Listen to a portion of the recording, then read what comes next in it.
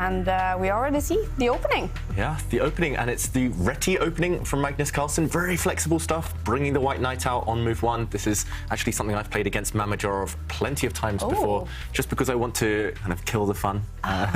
If you go direct, if you open with 1 e4 or 1 d4, the most kind of traditional, most popular moves in chess, he has some really aggressive weapons there.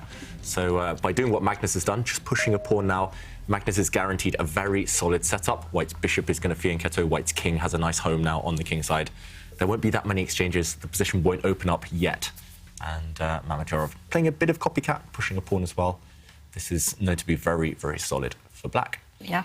I have to say, this type of formation is also very popular with Shak. I mean, I see it a lot in his games. I mean, he tends to favour it by pushing the d-pawn 2 squares forward, and both players will be in their element, especially in the opening. Yeah, and I've actually seen them have this position before in the past, and I think that time Magnus pushed his a-pawn forward 2 squares, just creating a pawn sacrifice. It looks a bit like a Queen's Gambit now, White, and this looks very much like a Queen's Gambit now. White is giving up this pawn that's just been captured, and traditionally this has a very dodgy reputation actually for White, but modern computers have shown that White does have sufficient compensation for the pawn that's been sacrificed. Yeah. And look at this, Magnus staring up into the air, Mamedyarov playing instantly. They've both studied this before. I think they've both prepared this exact variation.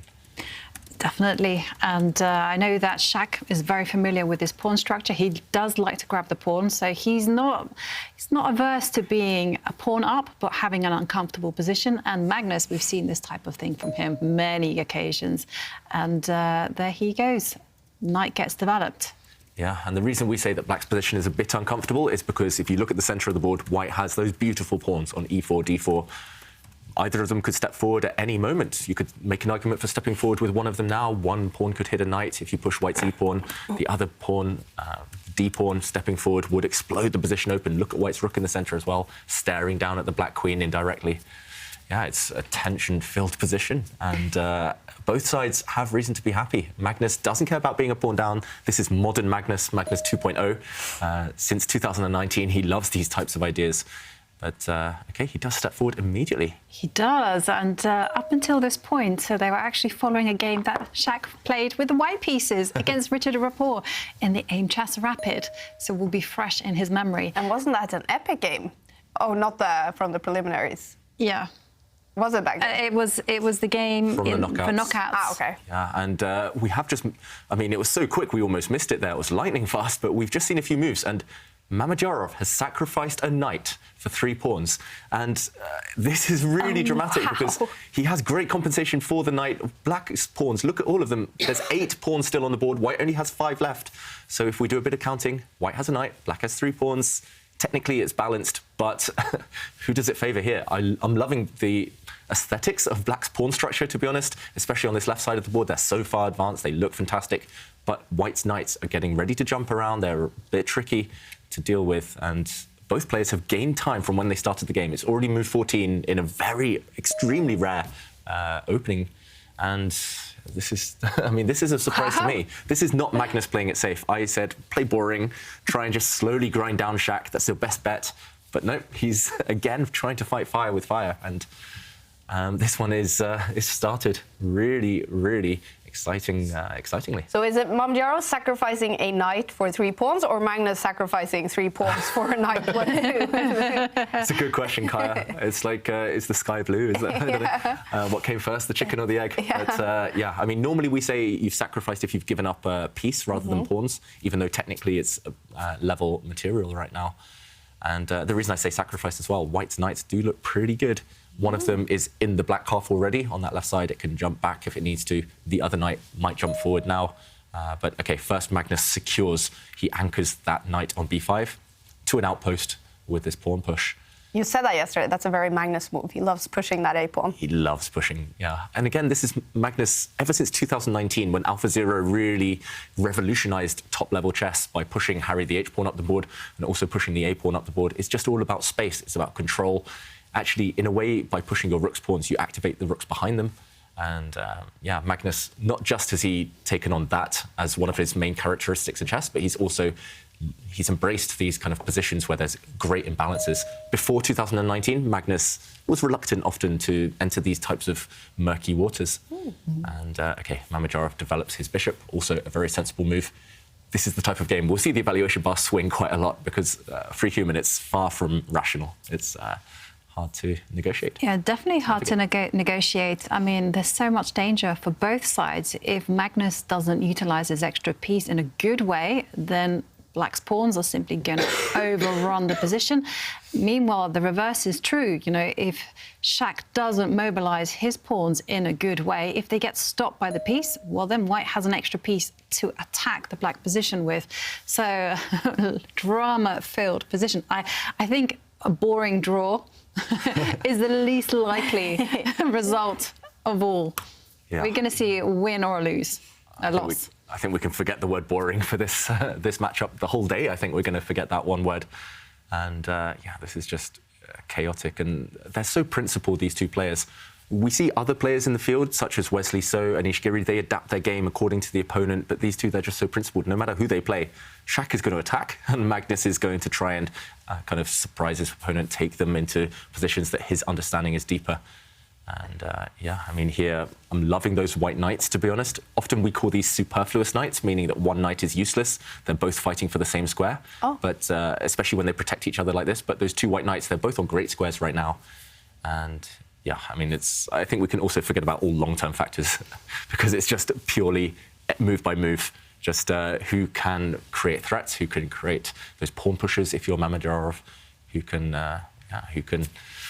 when the opponent least expects it, unleash some tactics. Yeah, we're in for a sparkling day of chess. And whilst Shak is thinking, well, we do have a brain teaser of a quiz of a day, because we are asking today for everyone to solve this puzzle. It's white to play and it's checkmate in 2 moves. Now, everyone, this is a difficult one, so you should gather your friends, your family together and have a go. And let us know, was it difficult? How did you solve it? Did you cheat? I was going to say, did you tweet? But did you cheat? Are you giving up?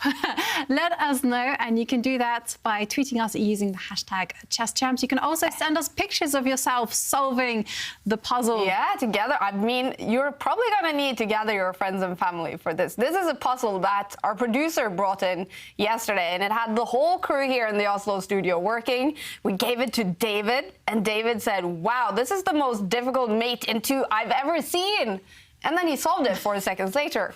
But still, it's very difficult. It's extremely difficult. And you guys mentioned gathering friends. I think this is where you need to really spitball ideas. I'll give you one hint. The obvious moves are not necessarily the best ones. And there's only one solution in order to force checkmate on your second move as white. So, yeah, set it up on a board. Send those pictures in of you trying to solve it. I'm expecting lots of heads in hands because it's really complicated. And final hint, process of elimination. You might have to try nearly every legal move on the board to get there. But, yeah, think outside the box and you will eventually find that answer. Yeah. I like these type of puzzles because often it's a good idea as well to work backwards, to find the checkmate, to think about the possible checkmates, and then kind of work backwards and think about how you're going to get there. And it's a study because you never really see a configuration like that. Yeah. So also, like David says, think outside the box, jump out of it. Yeah. It's super fun as well to sit down, either by yourself or with friends and family, and just really try hard to solve it. I know you were trying your hand at solving it. Yeah, I tried. I couldn't do it. Super difficult. It's kind of half chess, half logic. And I know lots of programmers or lots of people who work in different spheres where you have to problem solve on a day-to-day basis. I think you can use some of the skills here. And yeah, I think it's almost as if Magnus is trying to solve this puzzle. He looks so confused. Yeah. But yeah, it's one of those days today. We're expecting lots of brilliant chess on the board, and that is a brilliant puzzle. So I'm hoping some of you do try your hand. Would Magnus solve it immediately if we just showed him this puzzle? Or would he need time to think? He would need a bit of time. I remember, I think it was earlier this year, I gave a puzzle. We took some of the players when they were in Oslo down to the good night, and I gave Mamedyarov, I gave Shakhriyar, Erik Hansen, and Jordan van Vreest maybe one of the other kind of toughest mate in 2 puzzles that I've ever seen. And It took me maybe 5-10 minutes to solve it, that one, and I showed it to them. Anish Giri, within 30 seconds, he was up there showing off the answer, but the others were still struggling to understand, even after he'd shown the answer. So, yeah, I mean, these guys are good, they're geniuses, but even they need a bit of time sometimes. Yeah. And after a bit of time, 4 minutes, we do see move from Mamedyarov.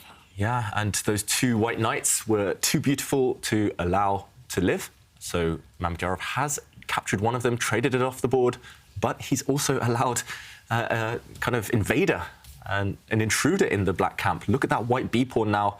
Are you surprised, Ivanka, that white took back with the pawn? This white pawn now on b5 is either very strong or it's very weak. I'm not especially surprised that he took back with the pawn, because there is that danger if the knight had hopped to the b5 square, it could be offside, because the action is happening in the center. It's all about restraining that pawn mass. And I think it's a good idea from white to open up some lines for the rook. Yeah, the benefit is actually keeping this rook on a1. You haven't moved it, but it's suddenly become active. That's why we always nowadays become accustomed to these players kind of pushing their pawns, just like Magnus did in this position. You don't always have to swing your rook across the board in order to get it active like this. Often you can just activate it without even moving it, and that's what Magnus has done in the current position. If we go back to it, yeah, I would have been very tempted, I think, to take with a knight, just plant it on this outpost that we talked about. It can nearly never be removed from this square, but Magnus is more keen.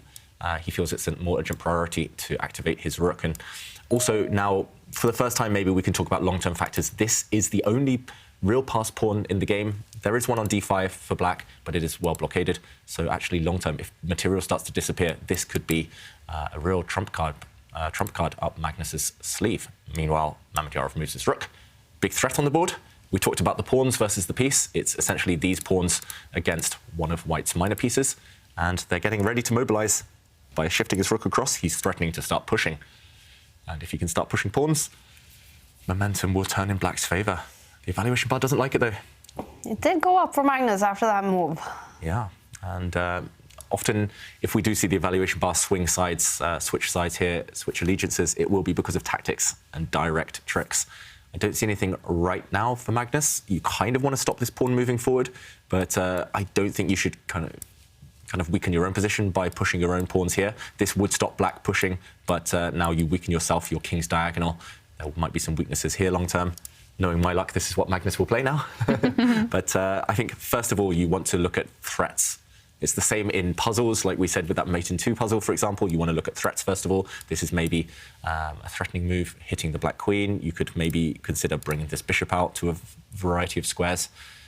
You have to be careful if you put it on a square like this one. Yes, you stop the pawn moving, or do you? Because suddenly, after you capture it, you're in an eternal pin.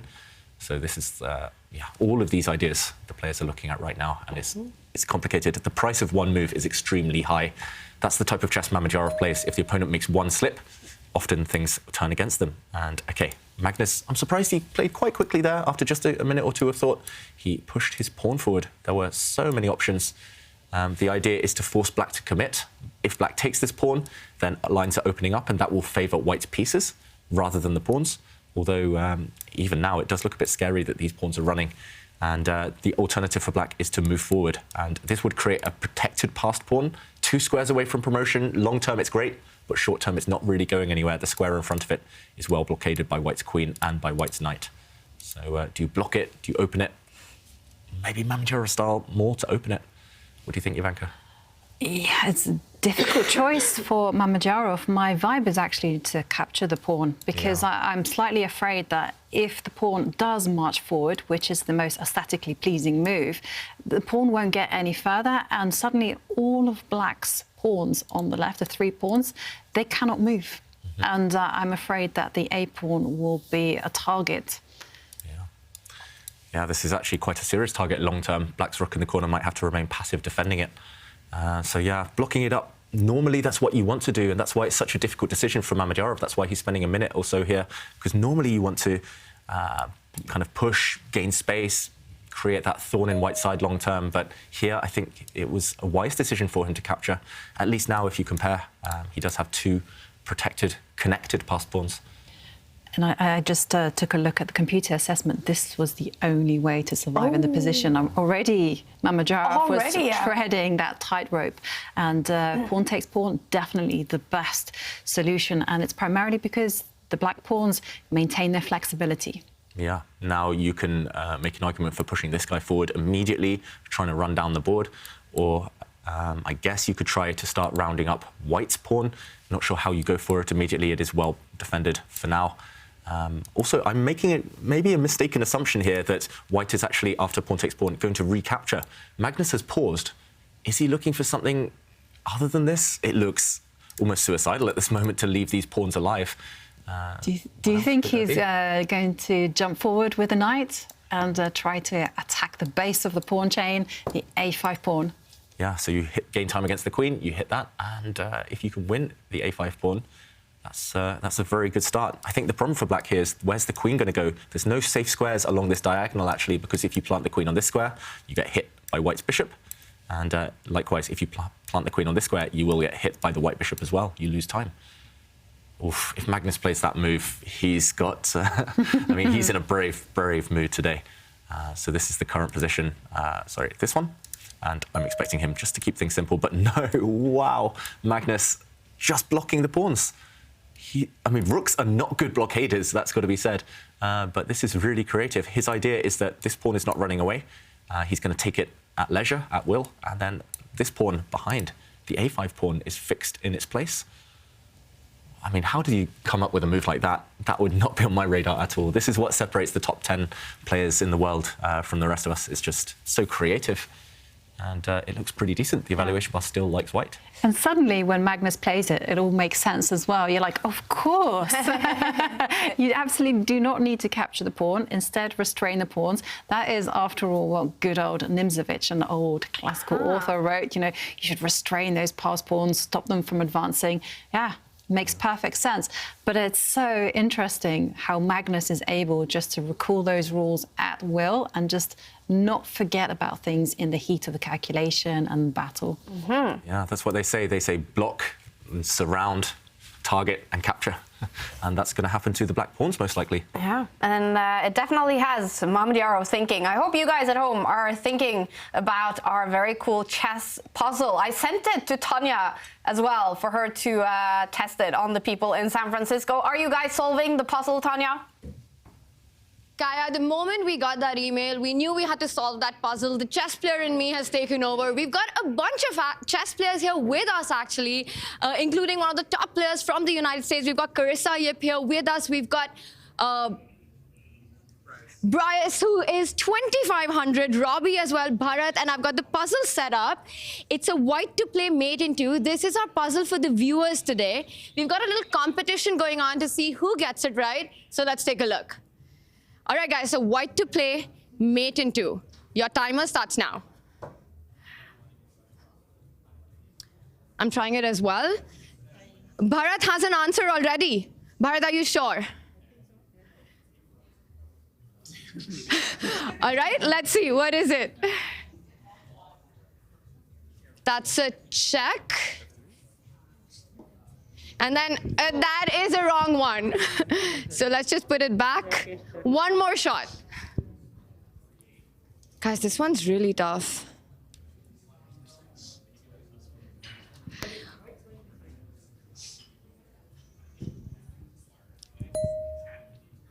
While we've got a bunch of really strong players trying this out, all the best to our viewers with this puzzle. We'll be back with the answer. It's a really tough one. It is a tough one, and yeah. I can see some people have tried their luck on Twitter, sending us what they think is the answer. And I can just tell everyone, you got it wrong. Ooh. No one has got it right so far. So carry on working at it. Yeah, and take a picture of the screen right now. This is the puzzle. White to play, mate in two. Take a picture so you can show it to your friends and family and work on it throughout today's show. Cool, they haven't been able to solve it in San Francisco. Can you guys at home solve it? And Mamedyarov, he did make a move. Okay, we have some moves on the board. Yeah, both sides have made a move. Black's knight has rerouted itself, and Magnus has taken the opportunity, after Black's knight moved, to go and capture the first black pawn. We advocated for this earlier, White's knight stepping back. and that has happened. So now the material balance, yet again, is a knight or a piece for 3 pawns, so level material. But black's pawns are all blocked. It's hard to move any of them right now. I mean, those 2 on the queen side blocked, black's 2 central pawns, it's not safe to move them. It looks like Magnus has asserted control. And, yeah, the evaluation bar still says it's in the balance, but it does feel like the stakes are higher for Mamedyarov. Oh, and I have to say, once again, according to the computer, there's only one move that will maintain the balance. Everything else will give white a huge advantage, probably almost winning as well. And that is black has to mobilize the knight. He has to put it towards the center and actually deposit it on the c4 square. OK, so that's not 100% obvious. It makes a lot of sense, again, once you've said it. But first of all, you would look at pushing pawns. You would look at maybe developing the black queen. Let's show this one move. Look at the clock times as well, down to 4.5 minutes. This is how difficult it is for Mamedyarov. He's walking a tightrope already. The key move, as Ivanka mentions, is this one, bringing the knight into the centre. It's easy to look the other direction. For example, you could bring the knight to attack the white rook. This doesn't work because white's rook could now take a pawn. Black's queen no longer defends this pawn, so this you can kind of rule this one out quite quickly. But Mamedyarov, will he find the key idea, the whole concept? As Ivanka mentions, is when this knight is attacked, or at some point it will plant itself on a nice outpost. It doesn't look like maybe the most secure outpost, but it's strong enough for now. And there will be threats, for example, of jumping in, forking the 2 white rooks. So this is the key. If he doesn't find this knight jump, it's going to be all about Magnus and his extra pieces. The black pawns will be less relevant. 3 minutes now. Can he find it? He's down 8 minutes on the clock, Mamedyarov. Yeah. I was just going to say the big problem for Mamedyarov is if he does not find this move, then the white forces are just going to swing themselves over to the A line, and the pawn on A5 is indefensible. So there's only one move. The timing is now. He has to play it. Yeah, he has to play it, and actually the logic is here. Essentially, when white slides over to attack this pawn, your knight is just in time to come and defend it. And yeah, you hold everything together and the game goes on. The balance is maintained. But this is what I mean about kind of taking your opponent into that deep, dark forest. Often they only have that one move every time, otherwise the evaluation swings. If they find it, they have a good position, as Mamedyarov would here, but it's so difficult when every turn you're being forced to be so accurate. You can't just rely on instinct in a position like this one. You have to calculate, you have to be precise. And yeah, I mean, I'm not sure I would find it, I've got to be honest. But Mamedyarov, I have faith in him. It's just costing him so much time. Spent 4 minutes on this one move, and we're only on move 20. Yeah, that could be decisive later in the game. It looks like starting with the white pieces, it's just a huge benefit in this matchup between these two.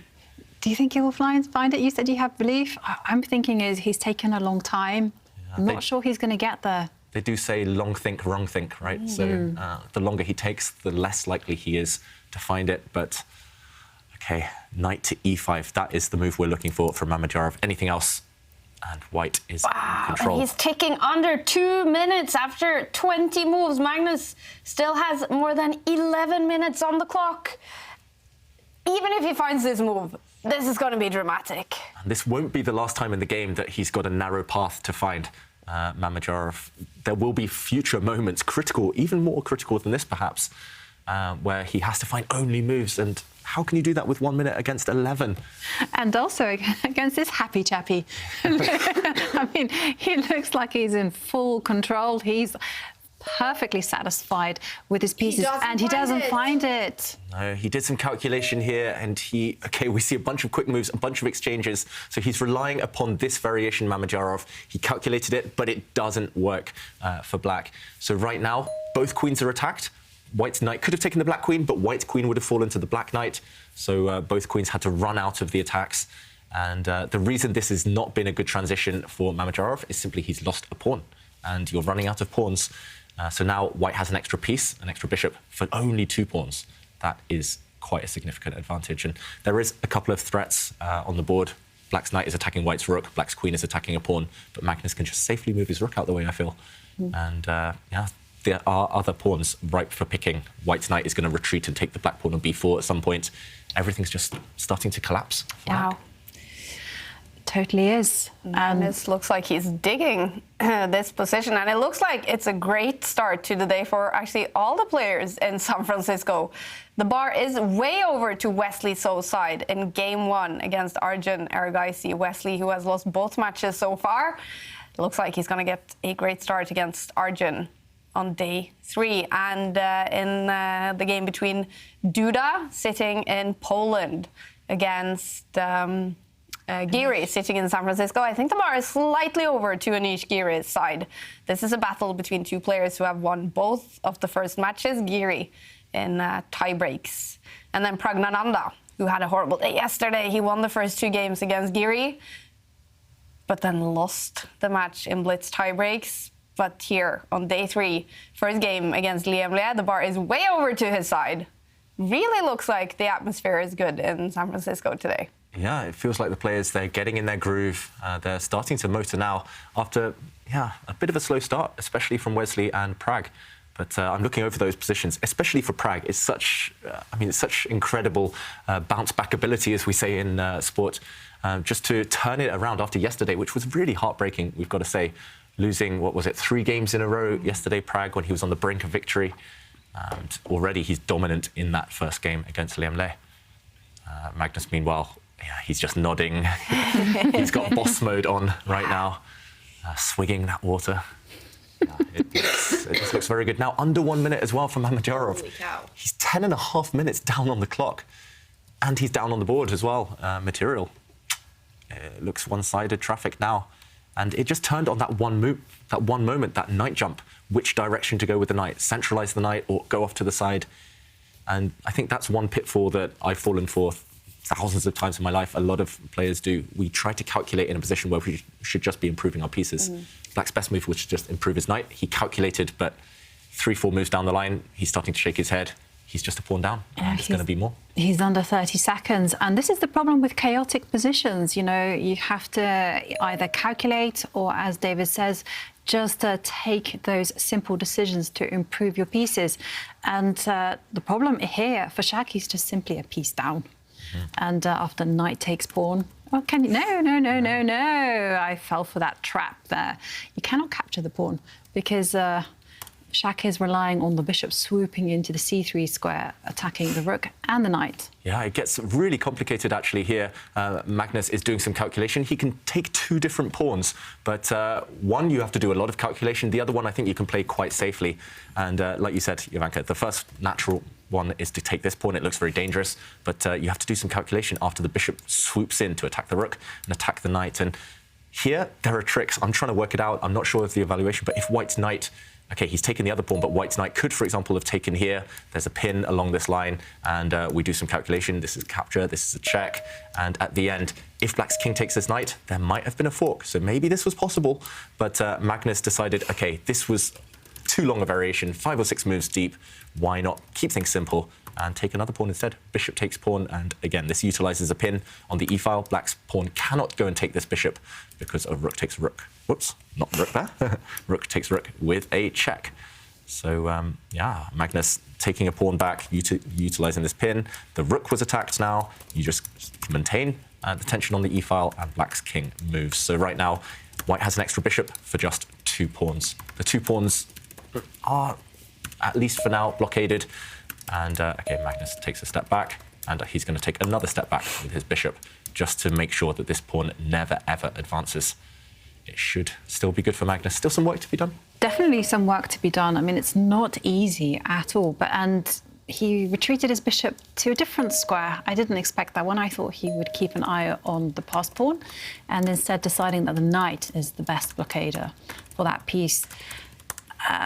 The big problem for Magnus, though, is that if black were just simply just to hold tight, it's not necessarily that clear on how white is going to round up the renegade pawn on b4. Yeah, that's true. You can blockade this pawn, which Magnus will most likely do right now or on the next turn. But once you blockade it, it still takes a lot of work, maybe 10, 15 moves to even try and threaten this pawn. OK, Magnus, this is a very Magnus type of move, just improving his king instead. But the pawns are starting to roll for Mamedyarov. He wants to start advancing this pawn as well. I'm expecting Magnus at some point as well to take a timeout, maybe just to block the advance of black's central pawn. So this pawn might be blocked if white pushes the pawn to f3, and this pawn will be blocked as well. It is winning. We know it's winning. These two players know it's winning, but it does take time. And we have seen Magnus occasionally slip up throughout the tour this season. It's normally when he relaxes a bit too early. Yeah, but here I think he will be on point. I think this is the type of position where you have to keep your vigilance, because one slip up and suddenly the black pieces will become active, and the passed B pawn is very, very dangerous. Yeah. So definitely work to be done. I'm predicting that, like you say, restrain the pawn, then the knight retreats backwards. Some pieces get improved. Yeah, block this pawn, and I mean, the clock time is the other main significant factor right now. It's going to be so hard for Mamedyarov with 1 minute left to find any defensive resources or to even seize an opportunity, even if Magnus gives him one. How do you calculate your way out of trouble with only 1 minute left? It's looking very good for white, and we might say that a lot today. Looking good for white, especially between these two players. And stylistically as well, Mamedyarov, he can get the type of positions he wants when he has the white pieces. He can play on the front foot from move one. In this game, he never really got there. He played that really, really dramatic, controversial piece sacrifice for 3 pawns. I'll still call it a sacrifice, but it hasn't really paid off. If queens are on the board, it might be a different situation. But right now, without queens, we can see Mamedyarov's pain. Oh, yeah. So frustrated. Yeah, the problem also, okay, not only is he material down, he will have to calculate what is going to happen after every piece trade. You know, is it possible for white to trade off bishops? Is it possible to trade off rooks? Is it going to be good for him? Chances are he cannot trade a single piece. And there you see he is suffering, and Magnus just improves his rook. He's getting ready to trade off the dark square bishops. Yeah. And he has to remember Mamedyarov. He's probably going to lose with the black pieces in all the games today, but he's probably also going to win with the white pieces. Yeah, there's no reason to lose hope. He's still got 2 whites today in the rapid section. Maybe we'll have a few more whites as well. But wait 1 second. If everyone wins with the whites, okay, then Armageddon. Then, yeah. Magnus, as the leader in the tour standings, can choose colours in the Armageddon. He would choose white. But that means if everyone is going to win with the white pieces, then Shak has to win in the next round. It's decided. Yeah. Yeah. Definitely. Black's king coming towards the centre, but this isn't really going to help. There's too many pieces left on the board for the kings to play a major role right now. And white, as expected, does just drop back and blockade. Shak is trying to push pawns. Fair play to him. There is a saying that if you're down on pawns, you should exchange pieces. If you're down on pieces, which Shak is here, you should try and exchange pawns. So even if black's pawns on this side, even if they advance and trade off, that could give some saving chances. It's over. Wow, Shak just resigns? OK, it was losing, but that feels premature. An early resignation from Shak with white's rook about to get active.